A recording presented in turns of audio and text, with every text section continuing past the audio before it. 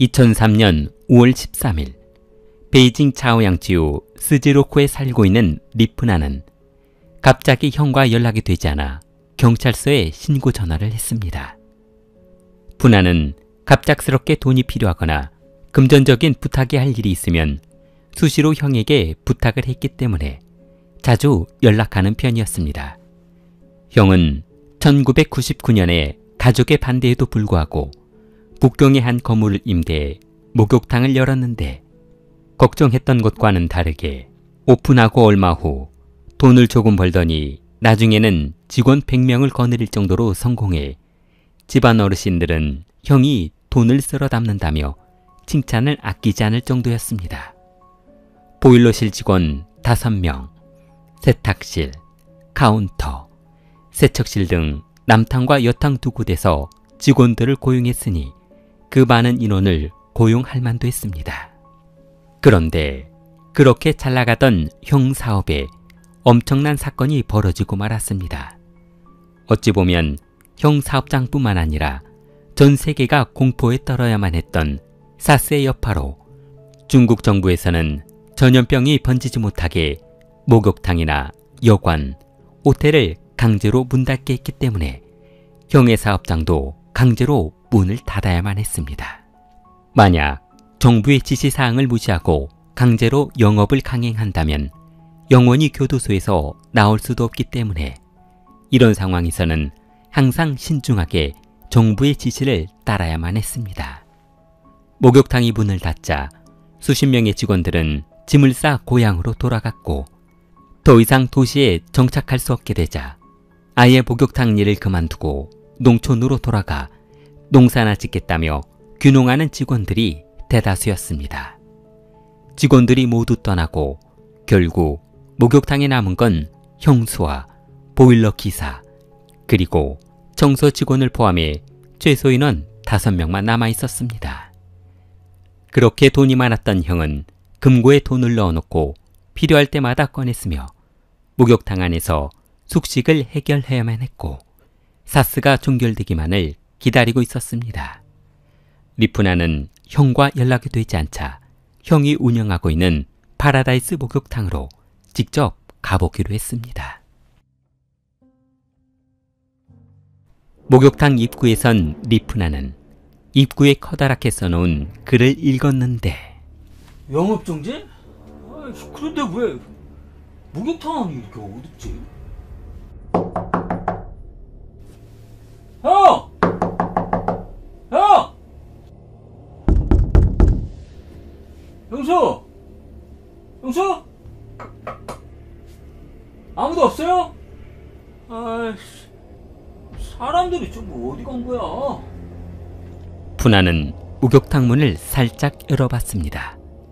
그러나 닫혀있을 것으로 생각했던 문은 힘없이 열렸고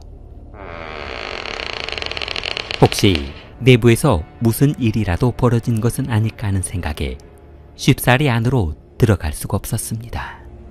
아무도 없어요? 아우, 이게 무슨 냄새야? 아우, 고양이라도 죽었나? 아우. 푸나는 구역질 나는 냄새를 맡으며 전등 스위치가 있는 곳을 찾아봤습니다. 아, 스위치가 어딨더라? 전등불이 들어오고 목욕탕이 밝아지자 사무실을 둘러본 후 목욕탕 안으로 들어가 봤습니다. 푸나는 고약한 냄새가 나는 쪽으로 걸어가 봤는데 여보세요? 여보세요?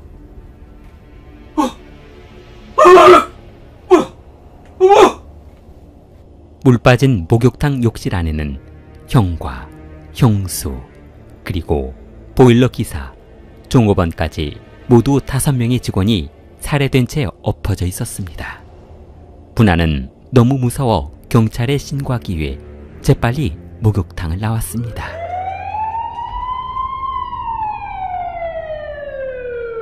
경찰은 재빨리 현장을 봉쇄하고 시신이 있는 곳으로 들어가 봤습니다. 형사들은 들어가자마자 고약한 악취가 풍기자 악취가 나는 욕실 쪽으로 들어가 보았는데 저쪽 출입구 짐은 제치하고 혈흔이 있나 한번 확인해봐. 욕조 안에는 아주 비참한 상태의 시신 여러 구가 뒹굴고 있었습니다. 아이, 이거 뭐야? 사람을 가둬놓고 참수한 거야? 뭐야 이거? 그런데 이상하게도 그들이 사망한 형태가 아주 이상한 모습을 하고 있었습니다. 모두 두 손이 뒤로 꺾인 채 머리를 욕조 바닥에 처박은 상태로 살해되었다는 것이었습니다. 이는 분명 혼자서는 처리할 수 없는 살인 행위였습니다. 여러 명이 들어와 역할을 분담해 그들을 살해한 것으로 보였습니다.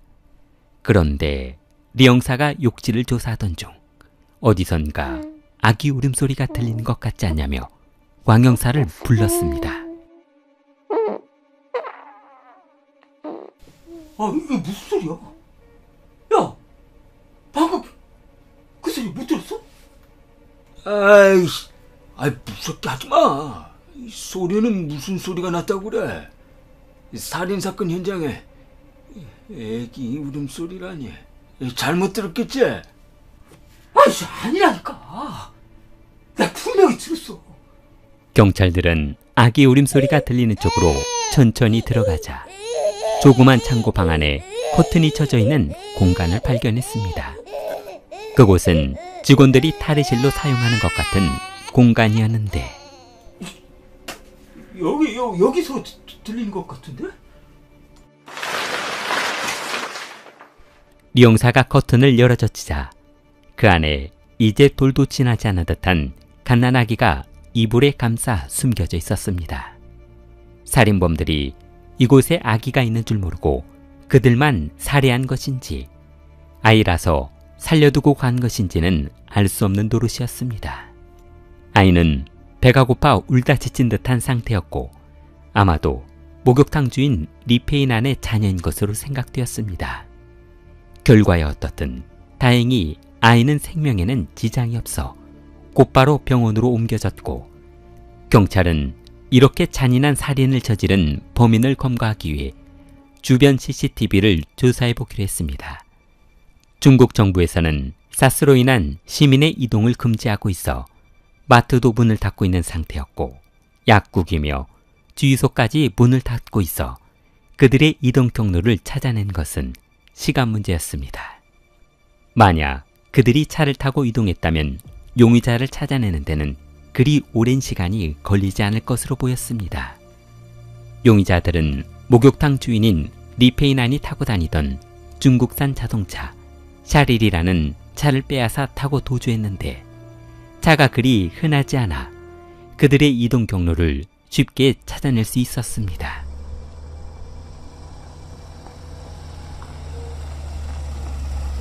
살인범을 추적한 지 얼마 지나지 않아 곳곳에서 목격자들의 전화가 걸려왔습니다. 용의자들이 타고 간 차는 북경의 외진마트 지하주차장에 주차되어 있었는데 경비원은 그날을 똑똑히 기억하고 있었습니다. 그날이 아마 14일 새벽이었을 거예요. 제가 왜 그날을 기억하냐면요. 원래 일반인들이 그 시간대는 마트에 들어올 수 없는 시간이거든요. 그런데요. 그 차 운전석에서 뚱뚱한 남자 한 명이 내리더라고요. 그러더니 잠시 있다가 뒷좌석에 타고 있던 두 명의 남성이 내리더라고요. 주위를 두리번거리면서 몰래 주차장을 나가길래 한마디 해주려고 했던 기억이 나요. 한마디 하시지 그랬어요. 그러다가 얻어 터지기라도 날에는 저만 손해게요? 요즘 애들 그냥 놔둬야지. 그러다 큰일 나요. 주차요금만 몽땅 받으면 되죠. 경찰은 CCTV에 찍힌 용의자들의 인상착의를 확보한 결과 그들은 3인조로 떼를 지어다니며 강도짓을 일삼고 빼앗은 돈을 포커판에서 탕진하며 방탕한 생활을 하는 인물들이었습니다. 경찰은 용의자를 추적하던 중 우체국은행 직원으로부터 신고 전화를 받고 현장으로 출동했습니다. 신고 전화하셨다고요? 네, 5월 14일 오전이었어요. 수상한 사람이 은행에 와서 신고하게 됐죠. 야구 모자를 쓰고 얼굴에는 하얀색 마스크를 착용하신 남성이었어요. 큰돈을 한 번에 인출해 가서 전화 한번 드리게 된 거죠. 얼마나요? 280만 원이야. 일반 직장인 월급 몇 년치를 찾아갔군요. 경찰은 은행에서 돈을 인출해간 통장의 이름을 확인하더니 이거 목욕탕에서 사망한 직원 이름하고 똑같은데요? 맞아요, 리베치. 당시 영상을 좀 볼 수 있을까요? 네, 그럼요. 경찰은 5월 14일 덩치가 큰 사람이 얼굴을 가리려 하얀색 마스크를 하고 야구 모자를 쓴 모습을 확인하고 쇼핑몰 주차장에서 경비원이 목격했다는 뚱뚱한 운전자와 비슷한 것 같아 프린터에 뽑아 경비원에게 보여주러 갔습니다. 자, 선생님. 자, 이 사진 한번 보시죠. 그때 당시에 운전자가 맞는지 확인만 해주시면 됩니다. 맞아요. 이 사람 맞아요. 경찰은 차를 운전하고 간 사람의 신원을 확인한 결과 그는 왕찡칭이라는 남성이었는데 택시 운전수로 일하고 있는 비혼 남성이었습니다. 그는 1m 75에 상당히 뚱뚱한 몸을 하고 있어 비교적 쉽게 알아볼 수 있었습니다. 경찰은 그가 운전하는 택시에 손님인 척하며 탑승해 검거하기로 했습니다.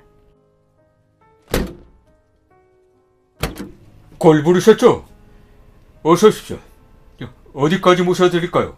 일단 이 차오행로 란다우 따셔 있는 경찰서로 갑시다. 택시가 출발하자 택시기사에게 이것저것 물어보던 왕 영사는 그가 이번 살인사건의 용의자라는 확신을 가지고 리 영사에게 신호를 주었습니다.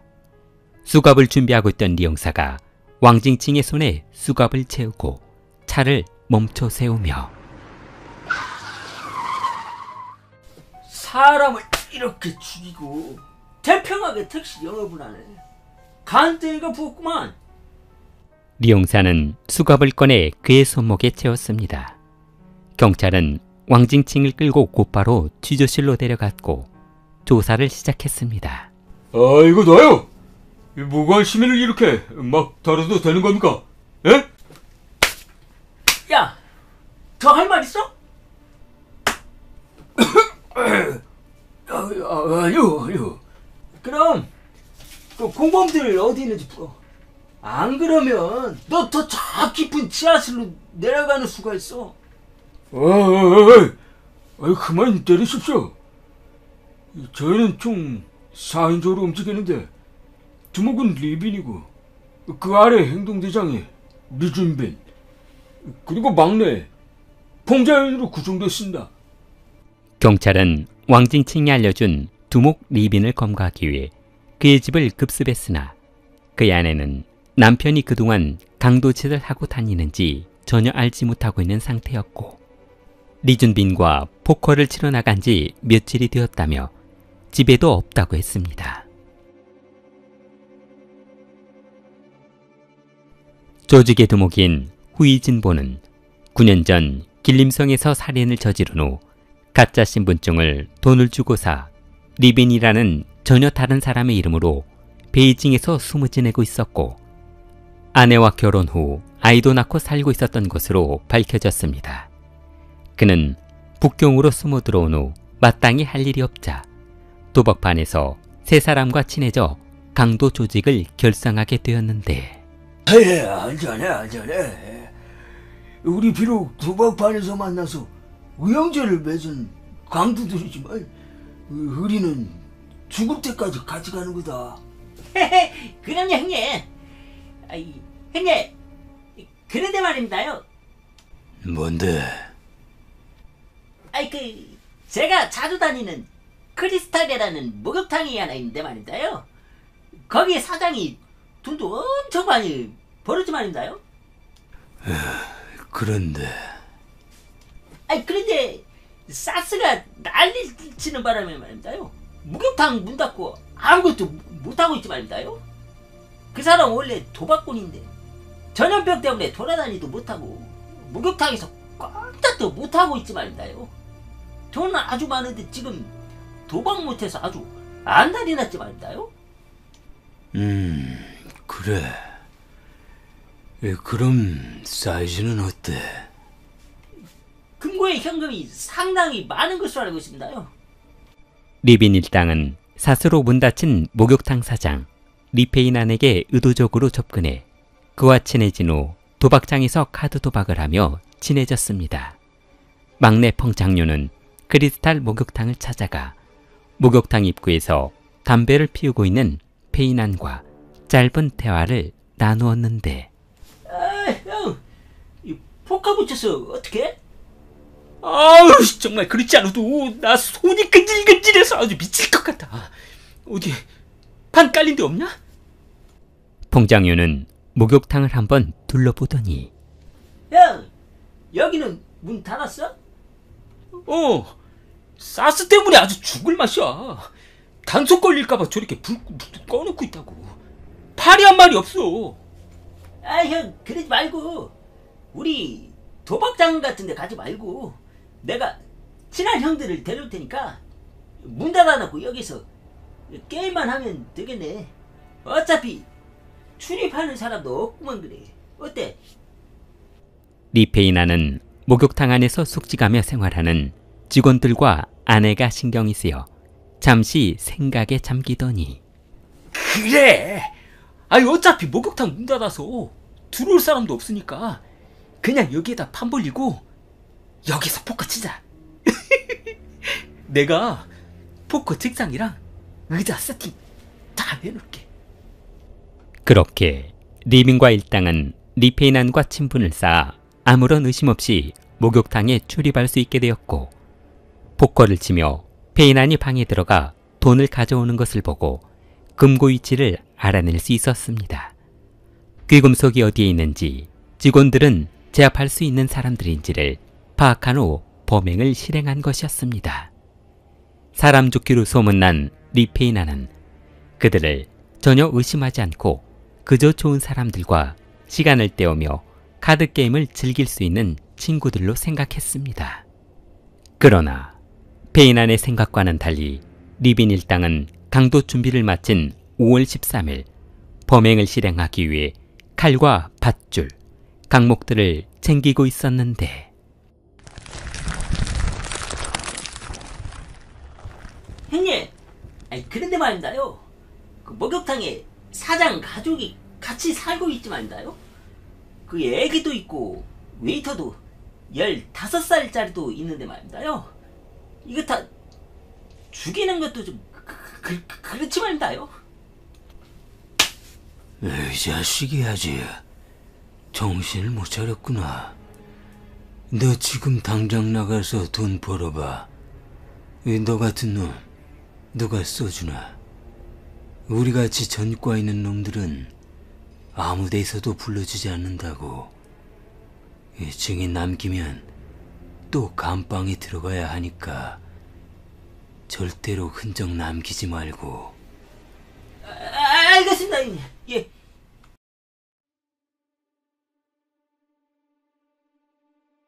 리빈 일당은 미리 준비해둔 둔기를 들고 목욕탕으로 들어가 잠자고 있던 사장 리페인안과 그의 아내, 그리고 보일러실과 직원들을 깨워 가지고 있는 모든 귀금속을 빼앗았고, 직원들의 통장을 빼앗아 두 손에 밧줄을 묶은 채 고문해서 통장 비밀번호를 알아낸 후 욕실에 무릎을 꿇게 한 뒤 참수하듯 살해해버렸던 것이었습니다.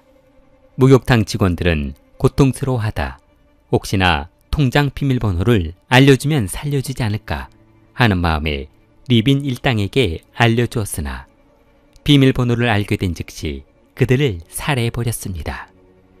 아무런 연고도 친부도 없던 낯선 사람들을 도박하기 위해 집안으로 들인 페인안의 실수로 전 가족이 살해당하고 남아있던 직원들까지 살해당하는 안타까운 사건이었습니다.